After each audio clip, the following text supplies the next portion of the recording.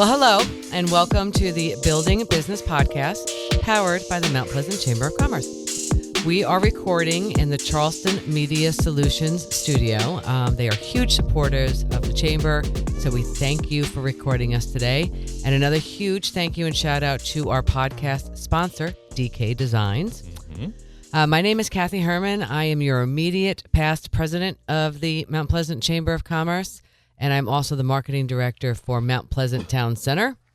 If you've been listening to us, I'm joined today by my favorite co-host, Mike Compton. Favorite and special. That's and, it. You know, all those good things. Yeah, Mike Compton here. Just keep going back and listening how many times I called him my favorite.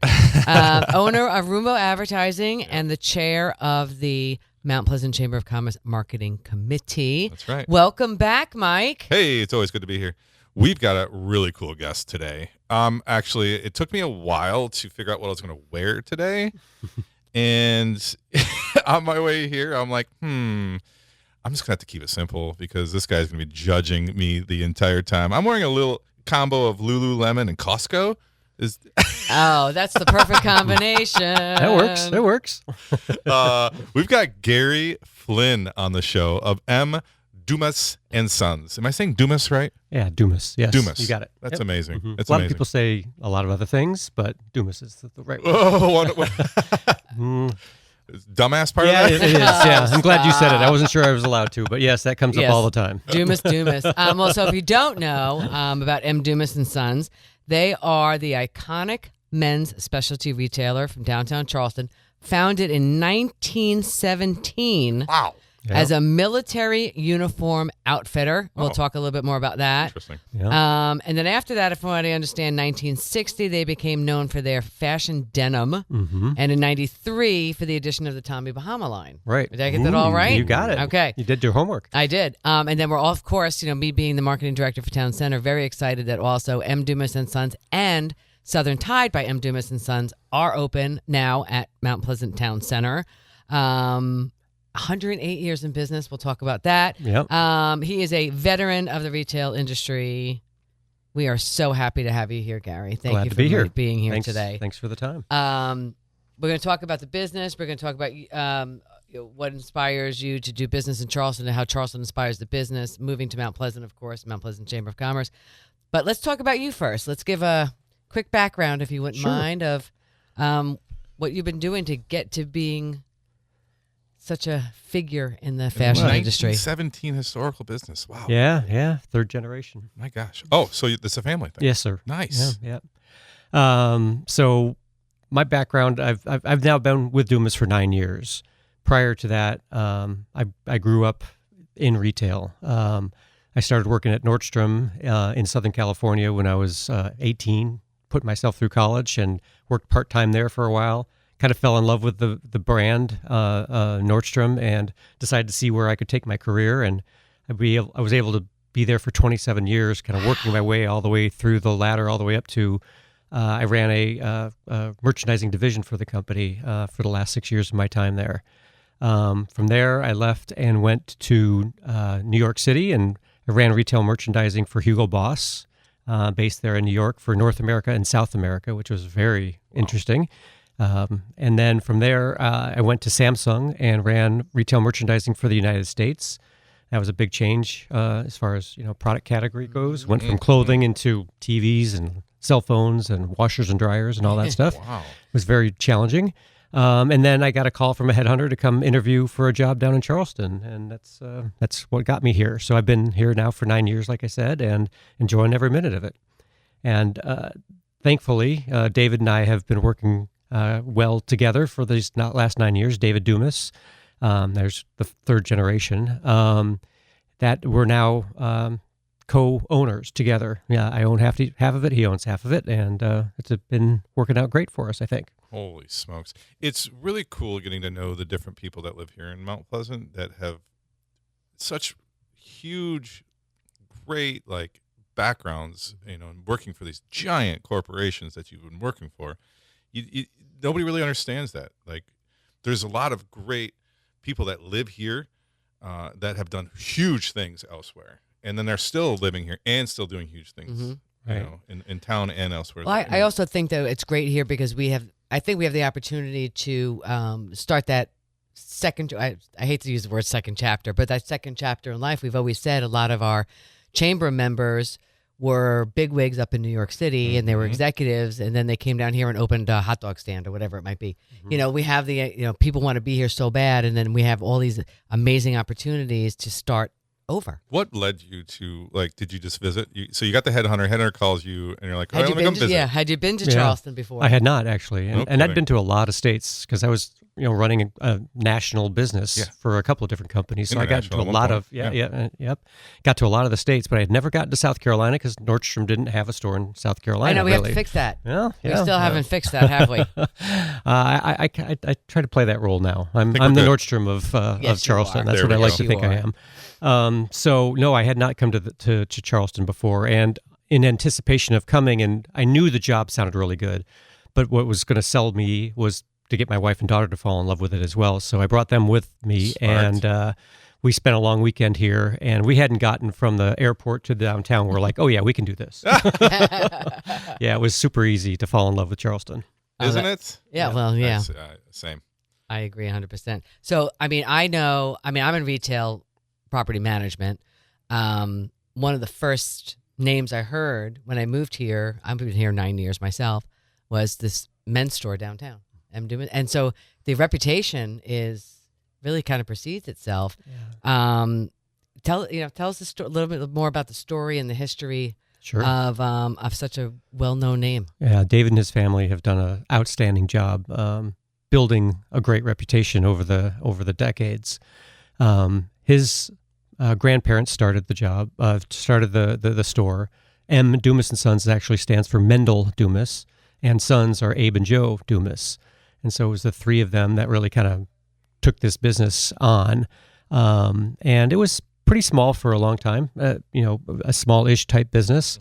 And then the third generation got involved, David and his brother, and they were running it next this next chapter. And David's the one who found Tommy Bahama before Tommy Bahama was known across the country. Cool. And he was the first person in the Southeast to carry it. And he turned it into a very, very big business in the store. It was over $1 million at one point. And then they just saw how great it was doing that they decided to open their own store on King Street. And so that was kind of the end of Tommy Bahama and M. Dumas and Sons. Well, hopefully they give you guys credit for that. No. I don't see any royalty checks coming through. Well, that's, I was kind of hoping. But the family, I would say one of the things that stands out to me over the course of all this time is how important evolution has been in the story of Dumas. Starting, as you said, as a uniform type business and evolving into a workwear business. There's stories of people coming home from World War II and they're, coming from the West Coast back to the East Coast, and they're like, there's this little brand that we found out there that we fell in love with. You might not have heard of it yet, but it's called Levi Strauss. You might want to look into that. And so they decided to look into that and became the biggest dealer of Levi Strauss in the state of South Carolina. So they don't do anything small like that. Apparently not. Right? When they get into something, they do it big. And those that remember and have shopped there for a long time, you'll know that the tables are always stacked high. We always call it stack it high, watch it fly. And that was definitely the DNA of the business for a long time. They finally moved into a big enough space back in 1973, which is our current location, and that allowed them to spread out a little bit and start, really growing a bigger business. They bought out the whole building. At one time, that was a Faherty's furniture store. And if you come to the front entrance of the store, our Dumas rug is over the top of a big H in the marble for Faherty's, so that's still there. Yeah, that's pretty cool. It's almost like luck, a little luck charm, or a little private inside joke. You don't want to mess with it, right? No, I agree. It served us well so far. So we like to try to keep our heritage stuff around when we can. Another thing that they've done, they put right before I got there, they went through a $2 million renovation of the space. So we expanded to the next building and got into the tailored clothing business about 20 years ago, and then had a big renovation to kind of just take the experience up a notch, which allowed us to really start carrying more premium brands too. So it's just been evolution after evolution after evolution. That's amazing. What was it like taking over such a historic business like this? Yeah, it's a little bit daunting. I did come with... Especially if you're not from Charleston, too, right? I can only imagine. Yeah, I didn't really know anybody. But I did know the business, and thankfully I grew up in the business. And there are a lot of similarities to Nordstrom and Dumas Sons. Nordstrom is also third generation, also founded in 1917. And so they're very synergistic that way. And the fact that it was all men's and men's clothing, which is what I grew up in, it was easy for me to fall in step with that. What I needed to learn, though, was a specialty store environment, a one-store environment, a town, a tourist business. We had to really understand how this business worked, and it was daunting. But the only way to do something is to get in there and do it. And so you roll up your sleeves and you spend every day in the store talking to everybody that you can, and you try to learn, what's worked, what's not worked, what customers want to see from us, what they don't want to see from us, what our competitors are doing, what other stores on the street are doing, and really try to analyze where our point of difference is. And that's something I do to this day. I mean, I've been there 9 years, and I keep looking for, what's next? What are we going to do next that's going to make us unique and different? What's next? I think that every single... I can't tell you that yet. I think that every business, retail or not, should be doing that. Mm-hmm. Oh, of course. You can't. One of the things I've always said is you can't just build it and expect everyone to show up. No. You need to make sure this is ever-changing times. You need to see what your customers want. And so, great piece of advice for everyone who runs a business here, especially retail or customer relations. Listen to what Gary just said, because it makes a difference. Yeah, I tell my team all the time, no one needs a thing that we sell, really. Needs. At the end of the day, the need is not what we're selling. We're selling want. And you got to remember that. So you got to remember that when that customer walks through the door, it's a treat that they came to visit us.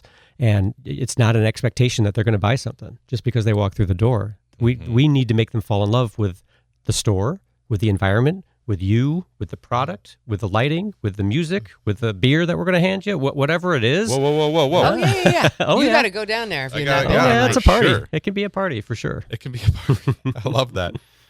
So 9 years. So part of that 9 years was COVID. Any pivots that you can talk to, and and how difficult is a brick and mortar? Yeah, it was certainly challenging, as everybody knows. We thankfully Charleston closed but opened up relatively quickly. We were dark for 6 weeks, and thankfully, literally 3 months before that, I plugged in a online store. And so we had I got lucky. I knew it was something we needed to do. Correct. And it just so happened that COVID happened right after that. So it made it helped us quite a bit. I bet. And we were doing anything we could think to do, delivering stuff to people's homes, whatever they wanted us to do, we were doing it.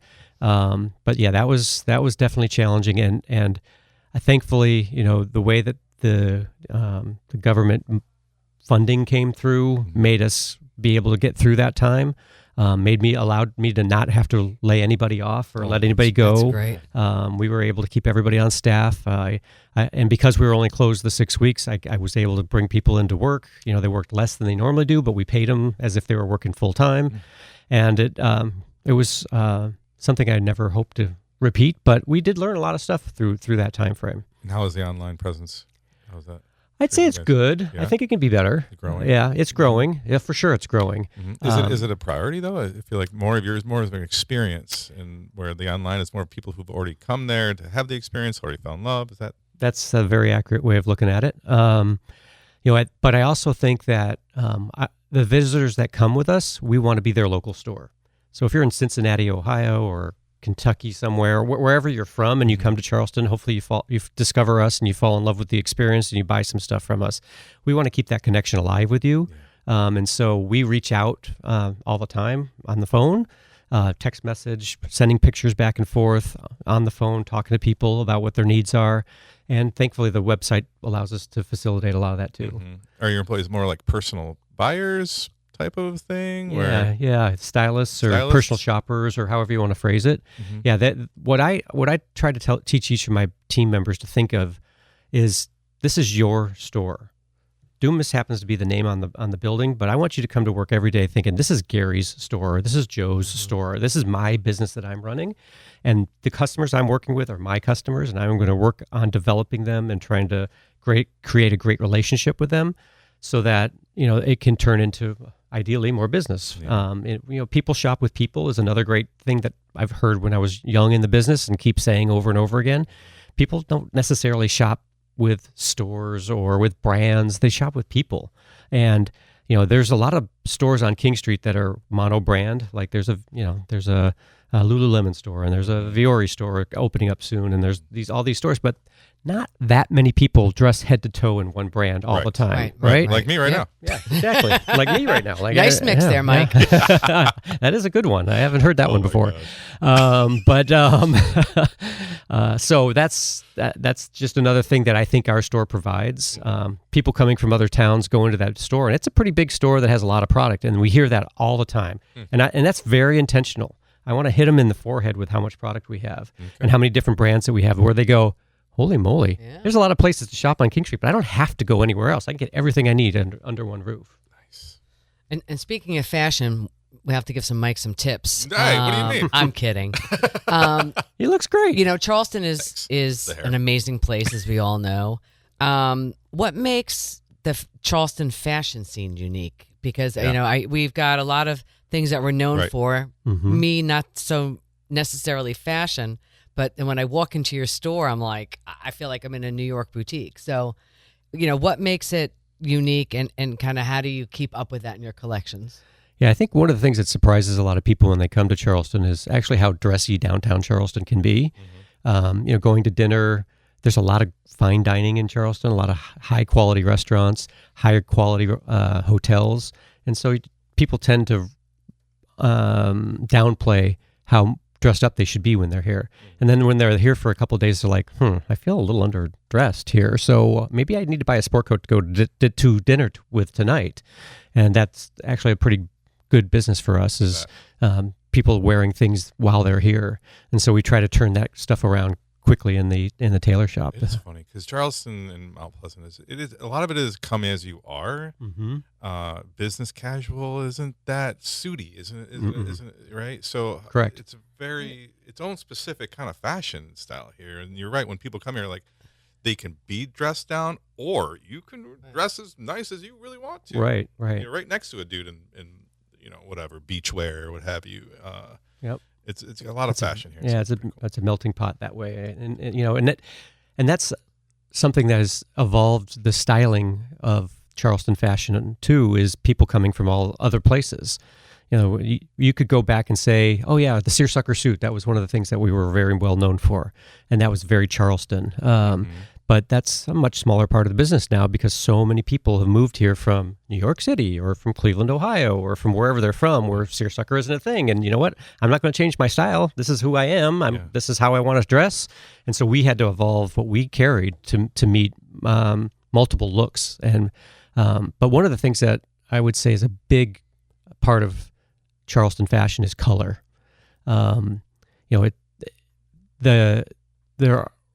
The color, dark navy and black and charcoal gray, those are all great for city areas. Like that's a New York thing, it's a Chicago thing, it's a bigger market kind of thing. But in Charleston, stone is a color that we wear in your wardrobe year round. It's a light tan, light beige color, and a lot of people up north would never wear that year round, but down here we certainly do. White. I like the bright colors. There's too. a lot of bright colors. I pinks and purples. I wish. Yep. My 9-year-old loves pink. He wears pink all the time. This is great. It's awesome. I wish my husband would wear cool clothes like that. Yeah, it's so funny how certain guys view color in their wardrobe as almost like a sign of weakness or something. Like it's not manly enough or whatever. That's not anything to do with it. It's all in how you wear it, and if it's not you, that's fine. You don't want to wear something that you don't feel comfortable in. Correct. And that's another thing I tell my team is like try not. Ask them the question, like, do you see yourself pulling this out of the closet and wearing it? Because it's not going to do me any good if it just sits in your closet. Because then every time you look at that thing and you don't wear it, you're going to remember that Dumas sold that thing to me and I never wore it. Maybe I won't go back to that store, They don't know what they're doing or whatever. So, it's fun to sell somebody color or something that pushes them a little bit, but you just got to be careful about how far to push them too. That's great. You're not just selling fabric. You're selling an experience and you're selling emotion. That's pretty cool. I like it. Yeah, I mean, the customer experience when you walk in that store is just, there's nothing like it. I gotta go. I haven't been yet. I gotta definitely. Please do. Yeah. Still kind of a. We'll start with the Mount Pleasant store, and then we'll work you up downtown. Correct. Yes, of course. Well, since you brought that up, we'll skip to that question and talk about that for a minute. So now you have your iconic downtown store, and then you have a full M. Dumas Sons at Town Center, and then a Southern Tide by M. Dumas Sons at Mount Pleasant. So let's talk about those stores real quick, how you chose the location, lucky us. And let's promote them. Let's remind people that you, and I don't hate to say this, you don't have to go downtown for M. Dumas Sons anymore. It's the reality. Yeah. So there's a lot in what you just said there. So when we opened the Southern Tide store, that was the first thing that we did that was new when I got there. We had been carrying Southern Tide in the downtown store from day one of Southern Tide being a brand. Literally, the founder came in with a polo and said, "Would you please buy this polo from me?" Cool. And David and his brother said, "Sure, yeah, let's put it in the store," and helped them grow a brand into something that was very, very big and powerful in our store. Again, another right. Yep. Another one. Bahamas, Levi's. Yeah. Oh, yeah. No, it keeps happening. Wow. But we wanted to be a part of the expansion. They said, "Hey, we want to put a store in the Charleston area, but you've been so good to us as a store. We would really like to partner with you to do it," which we were thankful to hear that. And so we decided to do it with them. And it was a natural to land in Mount Pleasant, I think. We didn't want to put it downtown because we didn't want to really hurt the downtown store. But we knew, and it's even more so today, that you don't have to go downtown anymore if you live in Mount Pleasant. You do not. You've got everything that you need is there. You just have to, just know where it is. And so we didn't want to miss out on a customer that was living in Mount Pleasant but deciding not to come downtown any longer. So we thought, let's bring Dumas to them. And since Southern Tide wanted to partner with us, we did that first. And that was a really good proof of concept to David and I that our brand resonated and would stand alone on itself as well. So after 7 years of having it at the Southern Tide store in Town Center, the opportunity to do a Dumas store seemed like the right thing to do, and it seemed like the center was the right place to do it in. And thankfully, the right space opened up, the right size, it felt right. All the numbers worked, and it was pretty seamless. Out of all the stores I've opened in my career with Nordstrom or with Hugo Boss, or even with Samsung, this was kind of the easiest store I ever had to open. Thank you. I'll pat on my back. I had nothing to do with it, but I'll pat myself on the back for it anyway. You should. I'll actually let our team know that, Gary. But the store is absolutely breathtaking. Yeah, we're super happy there, and it was a concept that was different than what we were doing downtown. So here I am. I live in Mount Pleasant myself. I live out in town, out in Park West. So I drive by Town Center on my way to work and on my way home. So I know that center very well. But I wanted to bring something. When we decided to bring Dumas to the center, I wanted to do it in a way that was different than what we were doing downtown because I wanted to feel like a different experience, yet the same brand. And the thing I can't do downtown as much as I'd like to do, just because of how much volume that we do in that store and how many units that we carry and sell in that store, is I don't story tell as well as I'd like to. Merchandising is telling stories. And so how do I wear this? Show me the whole outfit. I want mannequins. I want a little bit of space to be able to shop in. I want to be able to see the whole outfit together. And so we decided to do more kind of shop and shop approach in that store. So I went to Barbour and they agreed to put a shop and shop in there. And then I went to Johnnie O and they decided to put a shop and shop in, and went to Duckhead and they decided to put their first shop and shop in the world in our store. Faherty put a shop and shop in there. And so once those were all decided upon, the rest of it was super easy to fill in the blanks, kind of fill in the other white spaces around it. But I think what I really like about it is it's not stack it high and watch it fly. It's more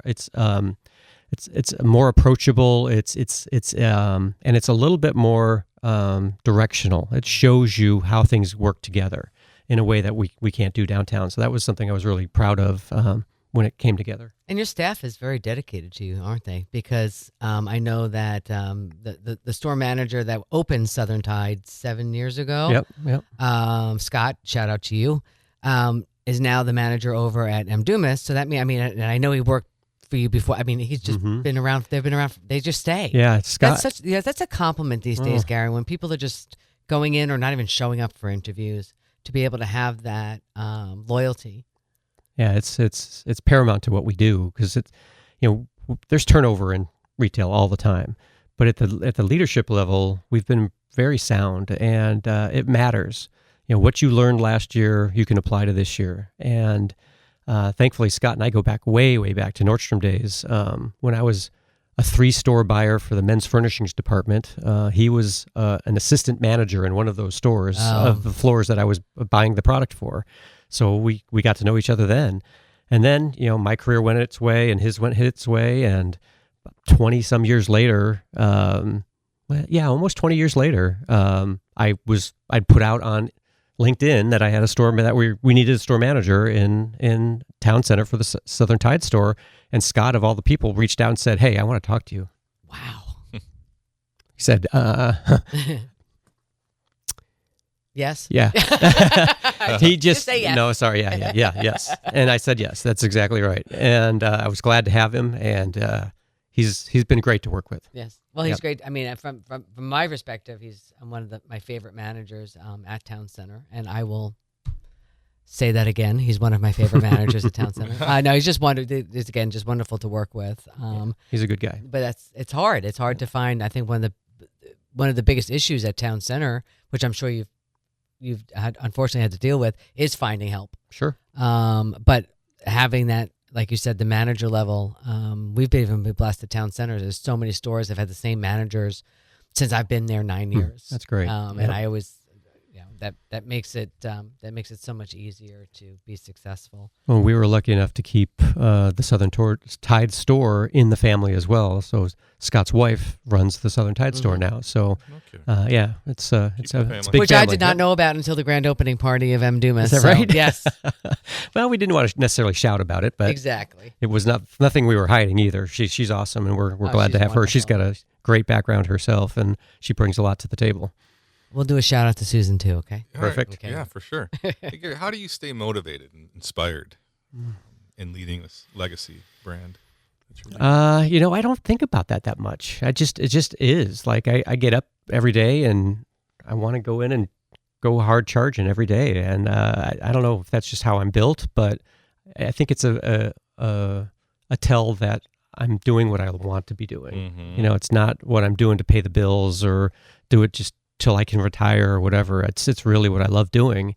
And so, there's plenty of corny sayings around that. Sure.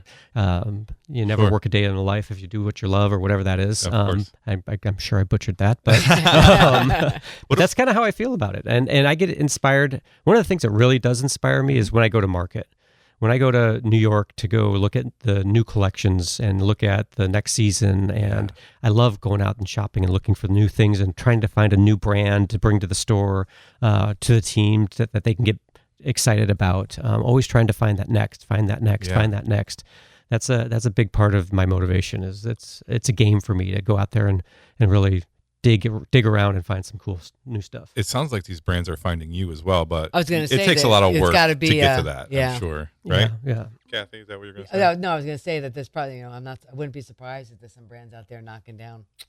Yeah. Please, but can you imagine the effort that had to be put in to get to that point, right. And then to lead that? Do you have any advice for other folks that have worked with big brands like you have, coming into more of a smaller, community like Charleston and Mount Pleasant? I think it is, when you get into those bigger corporations, which, I was lucky to be a part of them for as long as I was, you do get further and further away from the customer as you go up the ladder or down the ladder or however you want to look at look at that. You get further away from the day in, day out customer. And it's possible that you will lose sight of who the most important people in your organization are, and those are the people who touch the customer every single day.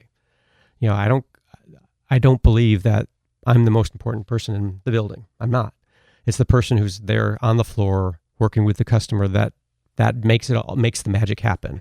And so I think remembering that or re-remembering that if you've been in a corporate world and you've gotten away from the customer a bit, the customer has so many choices. Again, they don't need anything that we have. They don't even need to leave their house to do a good job shopping anymore, right? They can just sit on their couch and surf from their phone, and they don't have to go out. So what is going to make them want to, get out of their house, drive downtown through the traffic, through the tourists, find a parking lot, find a place to pay way too much for parking, walk into the store, and then decide to shop with you in your store? Like, that's the magic right there, is you remembering that it's their decision to shop with you that matters, because they can shop anywhere they want to. Why you? So if you can remember why you and create a why you, then they'll find you. And because the customer's looking for that. They want inspiration. They want to be wowed. They want to see something they've never seen before. That's their mentality. That's my mentality. And so trying to remember to provide that is critical. Love that. That's great advice, especially the journey it takes from couch to to front of your to your rug over the It's a long journey. It is. Right? And there's a lot of turns there that they can make and go a different direction. Yes. So you got to say thank you quite a lot to make sure that they know they're appreciated. That's huge. And then speaking of your customers, is there some favorite customer story or customer moment that you could share with us? Oh, wow. There's plenty, but one comes to mind. We've got a customer that's been with us a long time, well before I got there. He's decades long. But he's not necessarily a clothes horse, or like he's not a clothes person necessarily, but he just likes Dumas and likes to look okay, and he knows that we're going to try to take care of him. But we didn't know this for a long time, but it turns out we learned that he was actually colorblind, and that was part of why he didn't really get it all that well. So, but the only reason we found that out is once he got a good enough relationship with one of the guys that he asked him to come to his home and help him go through his current wardrobe and match things up for him so that he could figure out what outfits to put together in the morning so he didn't look bad when he left the store or left the house.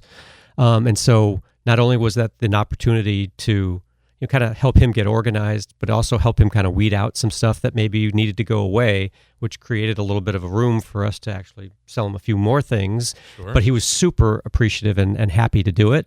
And the salesperson did an amazing job, and tried to make it almost like Garanimals for adults. Right. Yeah. He literally put an A on the inside of a waistband of a pant and an A on the inside of the collar of a shirt. Stop it. These two things work well together. No way. Yeah, swear to God. That's never happened anywhere else. He never got that from me. He just came up on it with this. Well, he said, if I want to help this guy, what's the best way I can help him? Right. And that kind of ownership, you can't teach that. And Mike, I told you they're about service, right? I mean, that's insane. That is above and beyond. Way above that. You can't find it anywhere else.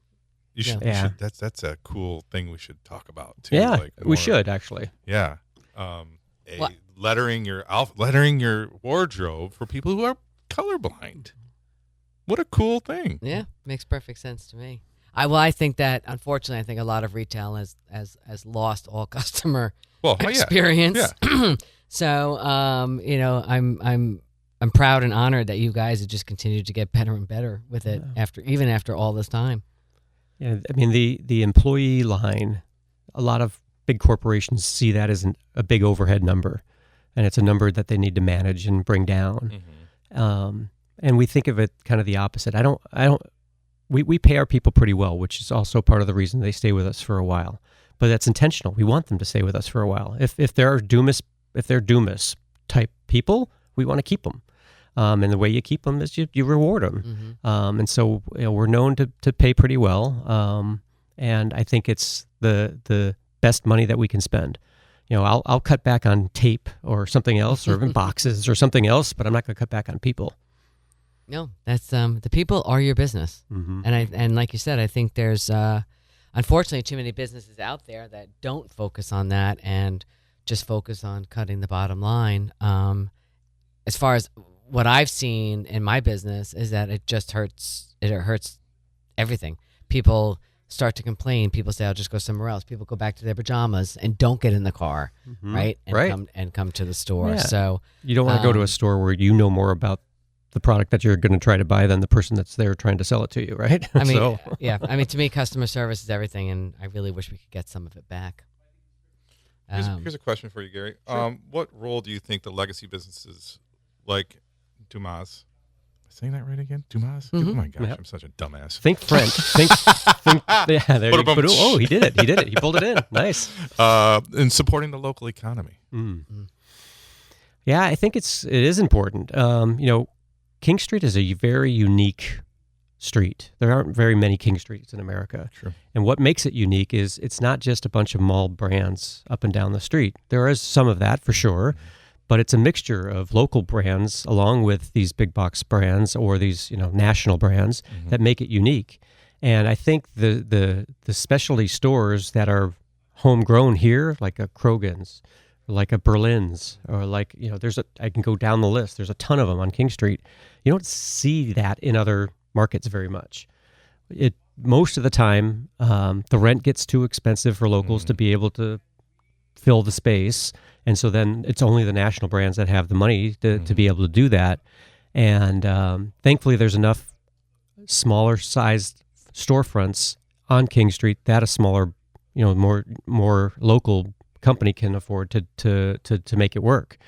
And that's, I think, the secret sauce of Charleston. It's the great restaurants, it's the great hotels, and it's the great shopping all together. And it's access to the beaches and everything else. It's just a very unique environment that is almost impossible to replicate anywhere else. And I think that local flavor is what people want to take home with them when they come, because they can go shop at Lululemon anywhere. Yeah. It's there in every single month. Untuck it, exactly. Like all these new things coming up too. It's got to be every new fashion, whatever comes into play. You got to be like, are you combating that? Or are you just you're just doing you? You don't really listen to the noise outside around these other. That's a good question. Products coming in, because you can go down a rabbit hole. Right. Worried about everybody else and what everybody else is doing, and that could have been my sale, or that could have been my customer, Correct. or whatever. You can definitely go down that rabbit hole. I just think that if we're the best Dumas that we can be, we're going to be okay.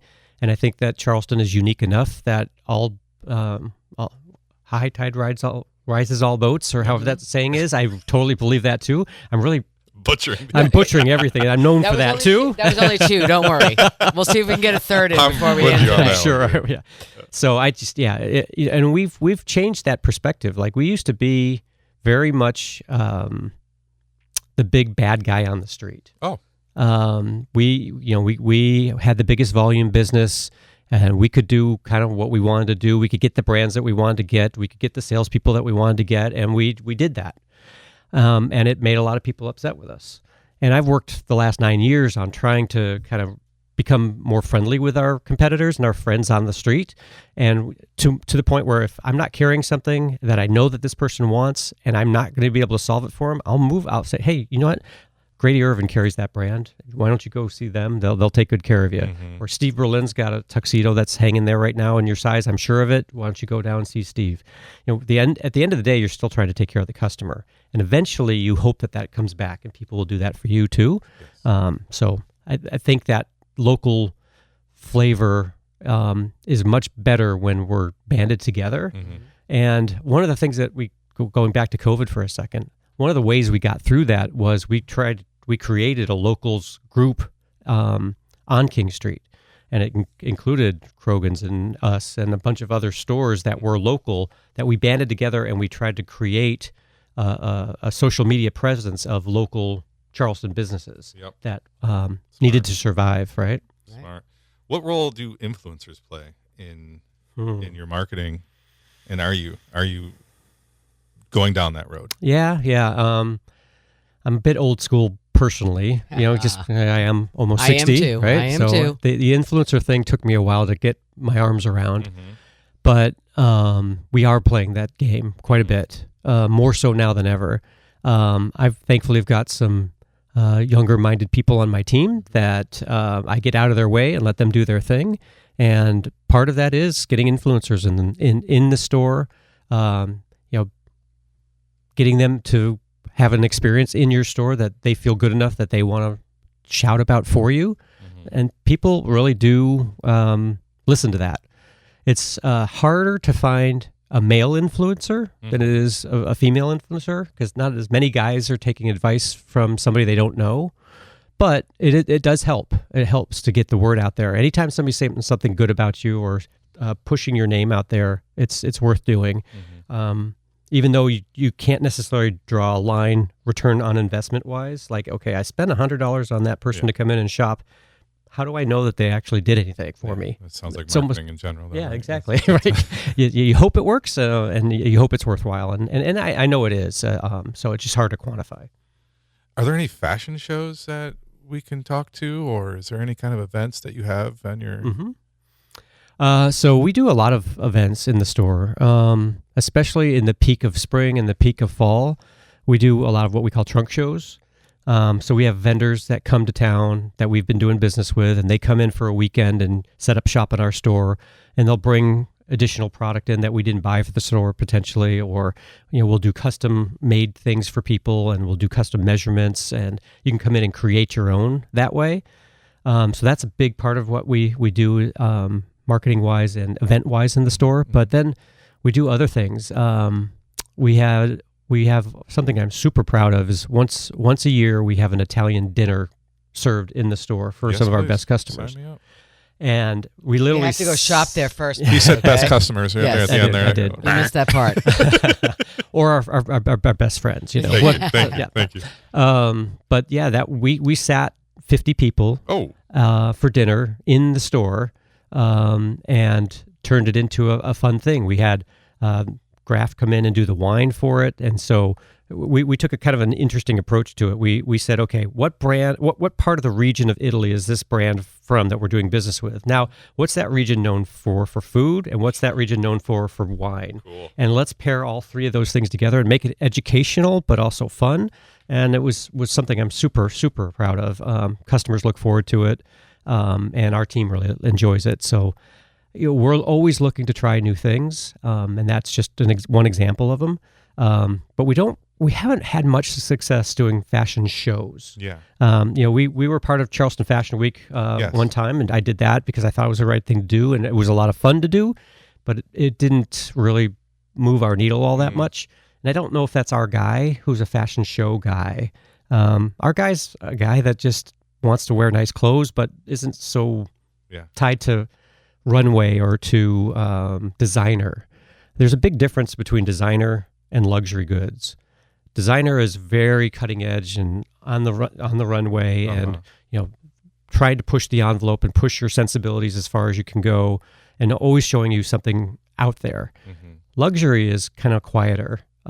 It's still just as expensive as designer, but it's a softer way of coming across. It's about the quality, and it's about how you feel in the clothes, and it's about the exclusivity of it. So that's the approach that we take, and that seems to work for a lot of guys. Yeah. Well, half the stuff that I see on a designer runway, you couldn't wear in public anyway. It's laughable. Some of it's like, what? Who would wear that? A lot of memes made from some of the things that people are wearing on those fashion shows. Yeah. That's fun. So what's in style right now? So if I was going to actually get my husband to go shopping to dress like he wasn't from 1969, what am I telling him to get? Like, what is hot right now? So right now we're kind of in a sport coat cycle. As opposed to a suit cycle. So it's a good sport coat, a pattern of some sort that is timeless almost, something you can wear throughout the seasons. Ideally, I want to sell you one for spring and one for fall, but there's a way to buy something that works the year round. Sure. And it's something, so that, and then just a nice open collar dress shirt or sport shirt underneath it that complements it. And then a 5-pocket pant, which is called a 5-pocket pant because it's like a jean model, which with that 5th pocket is that little coin pocket that's there. So it's a more casual model, but it's in something that is wearable with a sport coat. So you can kind of dress up and dress down is kind of a thing that's going on right now. And again, color. I would put colors, those three, right? Put those together, and you're going to be appropriate. A nice shoe of some sort, whether that's it can be a sneaker even now. You can wear a sneaker with a sport coat and get away with it. And be comfortable, but still stylish. So yeah, that's my favorite. I love that. It's a good, well, way to apparently. Take it easy, lady. He's got it on right now. I'm Just very missing the sport no, coat. No, I'm very impressed that you're wearing Lululemon. If you want to know the truth. Oh, thanks. I don't Yeah. own anything from Lululemon. Yeah. The pants are unbelievable. Yeah. A lot of the clothes That's what I've there. heard. Mhm. Comfort. Yeah. That's what I've heard. Yep. So then, what's next? What's next for M. Dumas? I mean, you've opened now, have 3 stores. 4. Oh, that's right, the one in the Yeah, we opened a Johnnie O store in Charleston Place. Yeah. That's where Megan works, right? Yes, okay. exactly. Yeah, yeah. Old friend. Yeah, yeah. There's another Mount Pleasant connection. Yeah. Yeah, so I think this year is the year that we breathe. We've been running pretty hard, and there's a lot of interesting noise out in the marketplace right now that customers have to navigate with the economy and lots of other things. And so I think we're now just going to focus on being the best that we can be in the 4 stores that we have and our online store. I do think that the online business can be better and bigger, and so we're investing in that right now. And then we'll see where things go. I'm never going to say never. We really could put a Dumas in a lot of different towns. It just depends. I'm not getting any younger, and I got to start thinking about transition and who's going to take over for me when it's time for me to retire, and when David turned to retire. There really isn't a 4th generation Dumas, so maybe the 4th generation will be a Flynn. So we'll see. I don't know. We'll see. Hey. Trying to figure that out. I've got a daughter that's kind of showing some interest, so we'll see where things go there.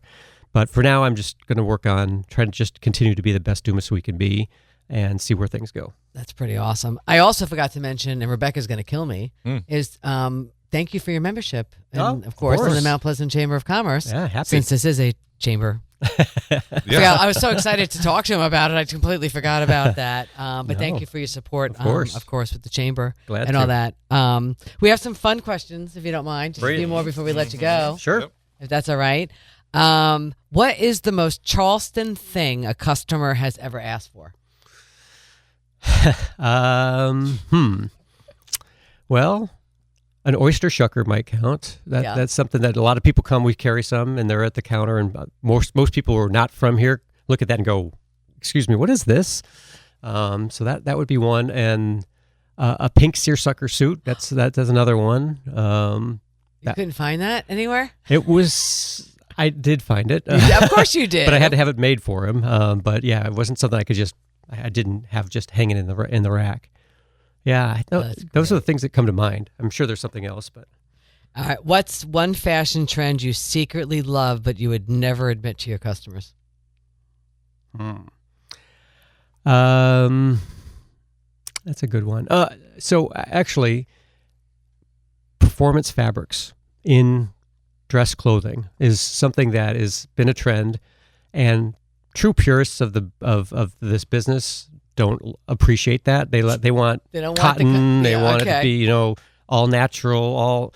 But these performance fabrics are so great. They stretch. They breathe. They make you comfortable. Mm-hmm. You can wear something that's a little bit more form-fitting, and yet because they're stretched, it's not uncomfortable. Mm-hmm. So I've unfortunately had to use the comfort of stretch quite a bit in the last 5 years or so as I've gained some weight. So that's something I would say. And then what is your favorite Charleston event to dress people for? It's a new one for us. I think it's only had its second year this last fall, but the Gibbs Street Party is so much fun.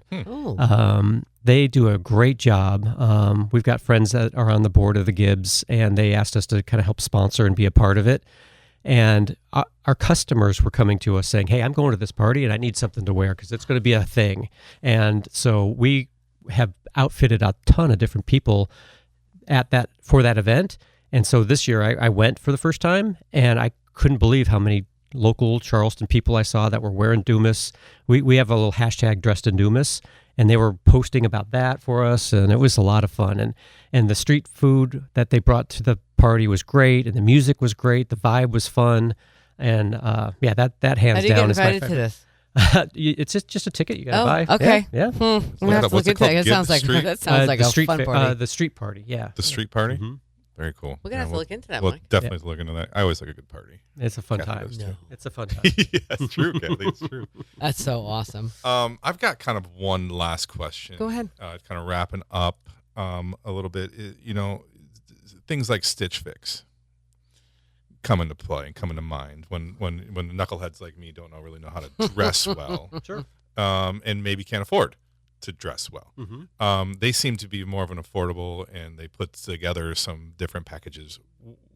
Why not? Well, I want to go to Dumas. I don't want to go to Stitch Fix. Can you explain and tell our listeners why you're the more superior brand? So I think it helps to have, a human helping you put things together in a way that works for you and your world.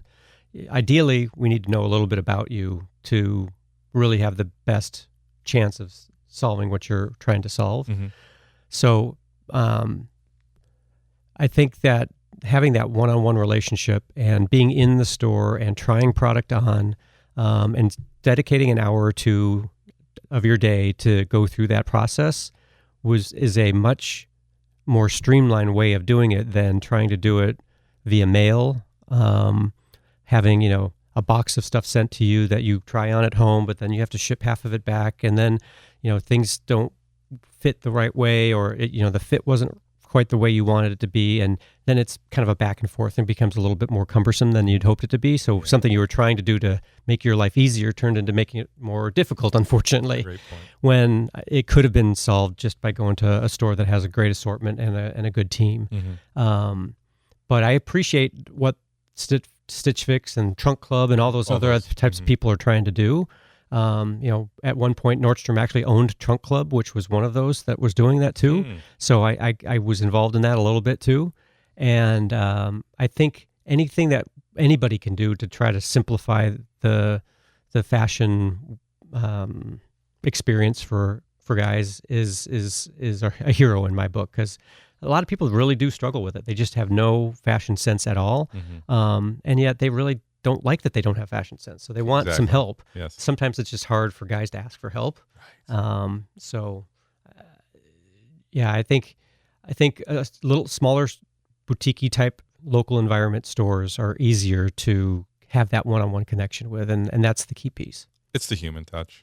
It's the human touch. It's always the human touch. They can come here to Mount Pleasant, Charleston, come to your store, get fitted, travel back to wherever they are, and still keep a connection with y'all, either online, via phone, email, what have you, because personal shoppers, I'm sure, is what you guys have there. And one of the other things that we're trying to do, and I'm probably pushing us over our time for a minute, but when you said what's next or what's new, is we're actually trying to take Dumas on the road, and that's been something we've been experimenting with. We did a little pop-up shop in Washington, D.C. We had a couple of customers that were from D.C., and they said, hey, we've got some friends, and they would love to shop with you guys too, but they just don't go to Charleston. And I'm all like, well, let's go to them. And so we did that, and then we did one in Florida, and we've done one in Dallas. So we're now starting to kind of branch that out a little bit, and we're trying to bring Dumas to you, bring it on the road. Oh, I love that. That's a whole campaign. So it's like your own trunk show. Yeah, exactly. Your own trunk show. Exactly. Yep. Yeah. That's amazing. That's smart. Well, while you're here, please make sure you let all of our listeners, remind them where they can find you. So we got King Street and Mount Pleasant Towne Centre. Yep. Yeah. So there's the main store. The first store is at 294 King Street at the corner of King and Society. It's been there since 1917. Yeah, we've been on King Street that long. The other downtown store is our Johnnie O store that's in the Charleston Place Hotel on Market Street. And then in Town Center, in Mount Pleasant, we have the Southern Tide store. It's right there on Belk Drive, right in front of the Belk store. And then the Dumas store is also on Belk Drive. It's just a little bit further down the road. So all four stores are very close and very, very easy to get to. And then our fifth store, our www.mdumasandsons.com is always there for you. What was it again? www.mdumasandsons.com. Nice. That's awesome, Gary. Thank you so much for spending some time with us today. I was happy to do it. Thank you. Yeah, Thanks it was so a much. lot of fun. Did we learn anything today, We learned Mike? a lot. Are you kidding me? Know. Yeah. I didn't know fashion was so present here in Charleston. Oh, it's huge. Yeah. But I think one of the things you said earlier, which made me laugh, is I when I go down to downtown for dinner, no matter if it's my friends or my husband or a special occasion, I always get dressed up. Always. Always. Oh. I mean, obviously not an evening gown, but I always put a dress. Yeah. I stopped wearing heels because I've fallen too many times on the cobblestone. Yeah. But I always get dressed up, and I laugh because I couldn't be sitting right next to somebody in a t-shirt and jeans, you know. And so, but it's all acceptable. Yes. But in my mind, when I'm going out downtown, I want to get dressed up. So I can see how that happens. It's such a cool experience downtown. Yeah. You know, Well, there's nothing. Mount Pleasant's great, obviously, but the experience of downtown, there's nothing else like it. Right. Apparently, nothing else like shopping at Dumas as well. That's right. You all got to get there. Thank you again so much, Gary, for being with us today. And, of course, for your membership with the Mount Pleasant Chamber of Commerce. Before we leave, we need to thank our sponsors again, DK Design and our friends at Charleston Media Solutions for their support, not only of the podcast, but of the Chamber of Commerce. If you're interested in sponsoring our podcast or being a guest on our show, just reach out to Rebecca and someone will get back to you. Now, we've got a lot of channels. So we've got Spotify, iTunes, YouTube, Instagram, Facebook, and LinkedIn. I happen to like the YouTube because I like watching. Yeah. I like watching, even though I know they're supposed to be listening. Watching always makes me laugh. It's fun. So come on, make sure you subscribe and follow us on all of those. Thank you again for being with us today. Until next time, Mount Pleasant. Until next time, listeners. Thanks, Gary.